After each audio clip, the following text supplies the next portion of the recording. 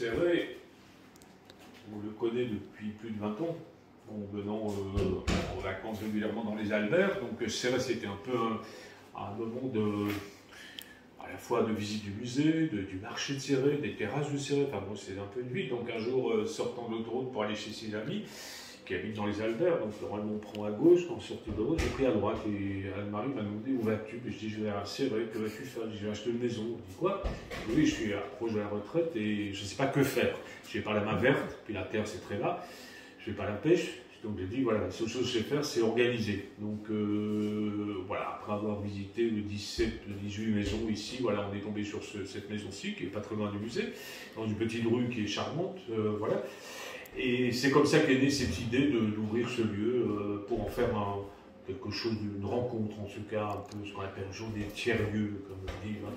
C'est ça. Moi, c'est le plaisir de rencontrer aussi le public, et les publics, parce qu'il y a beaucoup de personnes qui viennent ici, pour le musée, donc c'est un public aussi culturel, qui vient pour la ville, qui vient pour le musée et tout, donc c'est intéressant. Là encore, viennent de quitter en couple l'italien, qui trouvait l'exposition très très bien, ils sont partis avec l'invitation, et c'est des gens qui avaient le badge du musée.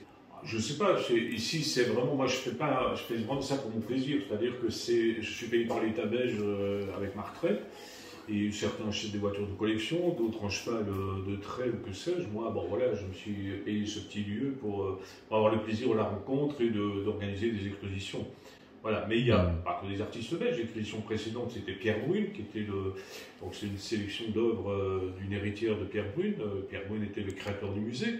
Donc voilà, ce qui a fait connaître beaucoup le lieu, qui a fait aussi apprécier. Ça, c'était une exposition quand même un peu, on avait assez peur quand même, parce que Pierre Brune, c'est une personnalité, mort en 1956, qui a créé le musée en 1953, le musée était ouvert en 1953, qui est arrivé à Serres en 1916, et il y avait un peu cette crainte, quoi, eh ben non, pas du tout, ça fait le contraire, même toute la ville, voilà. Mais c'est de la stratégie c'est une forme de stratégie. Une forme de stratégie pour faire connaître le lieu, et s'implanter dans la galerie comme un... Et si on regarde, il y a le bouquin ici par rapport au centre d'art, donc j'explique aux gens pourquoi j'ai ouvert ce lieu, quoi, pour le plaisir de la rencontre aussi, et de faire découvrir d'autres choses. Je sais que la prochaine exposition sera Paul Pierrat, dans le cadre du mois de la photographie. Quand ça?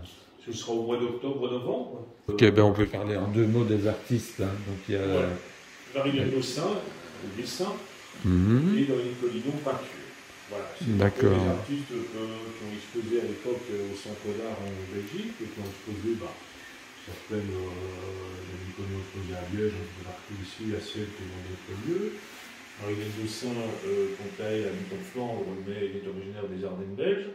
Et voilà, ici on avait envie de faire un ensemble avec les deux artistes, un petit peu sur ce thème aussi du paysage. Alors c'est vrai qu'on voit des sapins, des conifères, c'est pas tellement catalan.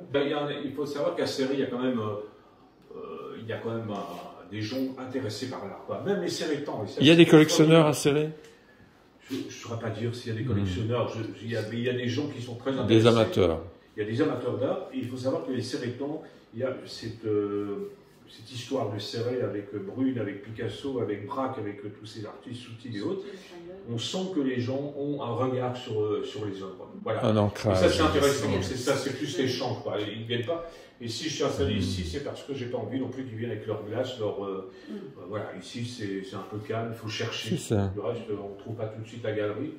Alors Anne-Marie, qu'est-ce que tu avais montré ici dans ton exposition? Cette petite pièce, c'était dans le cadre d'une exposition de notre collection personnelle. C'était d'un paysage à l'autre. Donc ça tourne un peu autour du paysage. Donc c'était une petite pierre en schiste qu'on peut voir ici dans la maison. Par la suite, associé avec un paysage de François Médard. Ah oui, c'est étonnant ça. C'est un paysage assez allongé. D'accord. Assez allongé aussi, donc ça, la relation fonctionne bien. Mais c'est bien.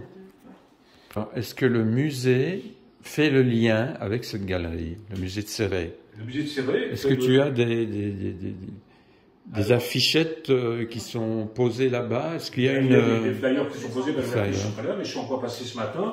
Et encore, une dame a dit, tiens, est-ce que vous faites encore les visites du Castellet? Enfin voilà, donc il y a un intérêt. Moi, chaque fois que j'allais, on me demandait comment ça allait, etc.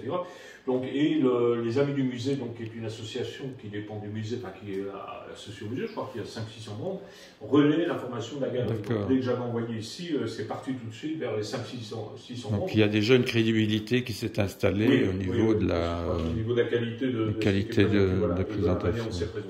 Voilà. Bah, c'est chouette pour vous. Hein. Ouais, c'est pas mal.